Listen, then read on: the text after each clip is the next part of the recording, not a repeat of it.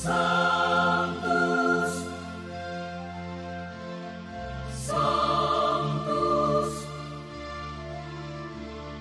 Sanctus Dominus Deus Sabaoth. Bapak, Ibu, dan saudara-saudariku yang terkasih dalam Tuhan kita Yesus Kristus, salam sejahtera untuk kita semua. Berkat Allah yang Maha Kuasa senantiasa menyertai kita.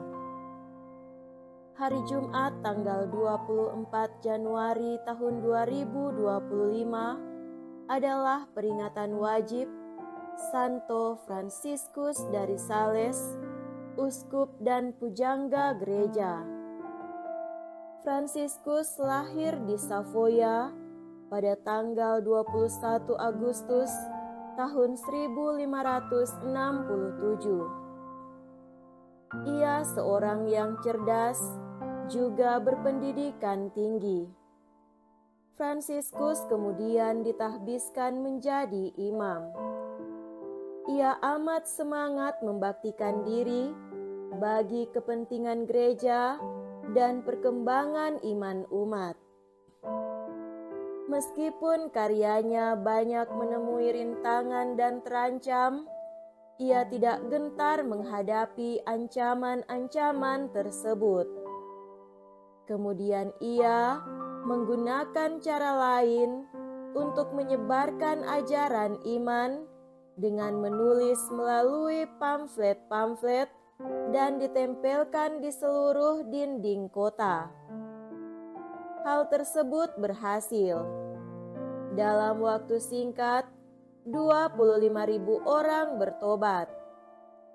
Tahun 1597, Fransiskus ditahbiskan menjadi uskup.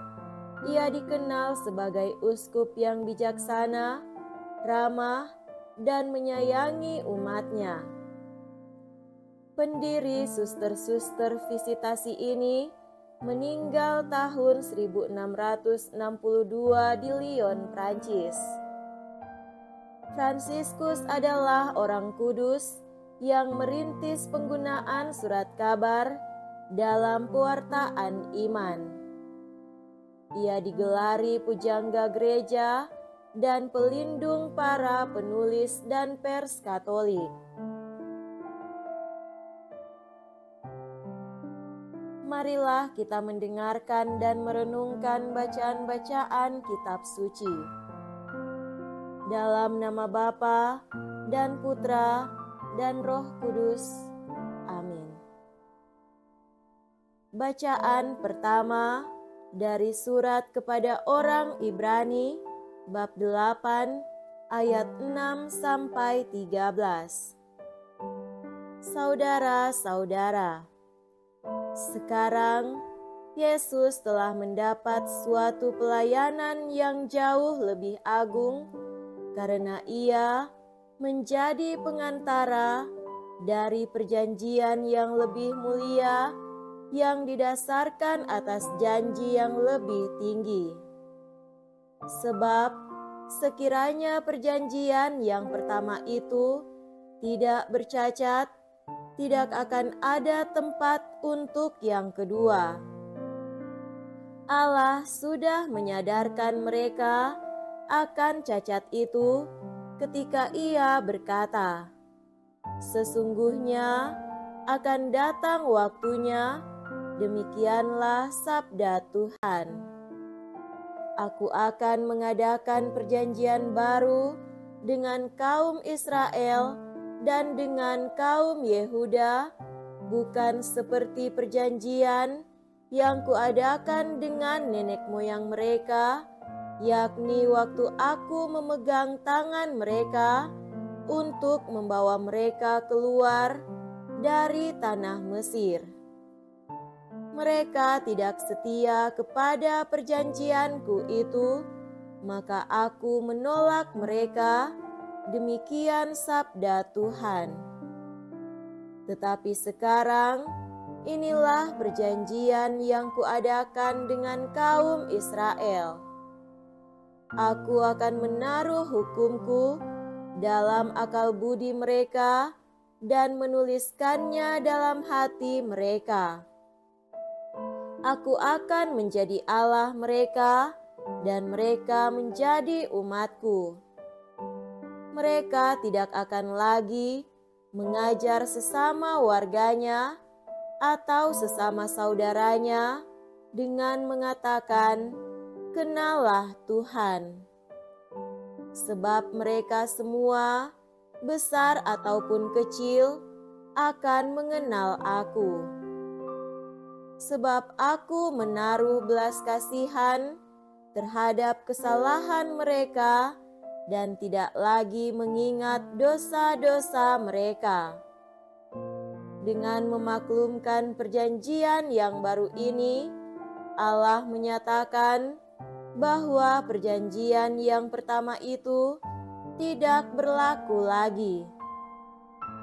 Dan apa yang sudah tidak berlaku dan telah menjadi usang, telah dekat kepada kemusnahannya. Demikianlah sabda Tuhan. Syukur kepada Allah. Semoga Tuhan beserta kita sekarang dan selama-lamanya. Inilah Injil suci menurut Santo Markus. Dimuliakanlah Tuhan. Injil Markus bab 3 ayat 13 sampai 19. Pada suatu hari, Yesus naik ke atas bukit. Ia memanggil orang-orang yang dikehendakinya, dan mereka pun datang kepadanya. Ia menetapkan 12 orang untuk menyertai dia, untuk diutusnya memberitakan Injil, dan untuk menerima dari dia kuasa mengusir setan. Ke-12 orang yang ditetapkannya itu ialah Simon yang diberinya nama Petrus, Yakobus anak Zebedeus, dan Yohanes saudaranya, yang keduanya ia beri nama Boanerges, yang berarti anak-anak guru. Selanjutnya, Andreas, Filipus, Bartolomeus, Matius, Thomas, Yakobus anak Alfeus, Tadeus, Simon orang Selot, dan Yudas Iskariot yang mengkhianati dia. Demikianlah sabda Tuhan. Terpujilah Kristus. Saudara-saudariku yang terkasih dalam Tuhan kita Yesus Kristus, tema renungan kita pada hari ini adalah Anda dikasihi dan dipilih Tuhan. Waktu yang paling ditunggu-tunggu oleh setiap peserta audisi pengembangan bakat adalah pemilihan atau penentuan peserta yang lolos ke tahap selanjutnya. Tentu ini momen yang paling mendebarkan hati setiap peserta. Peserta yang terpilih akan tampak bersorak dengan riang gembira.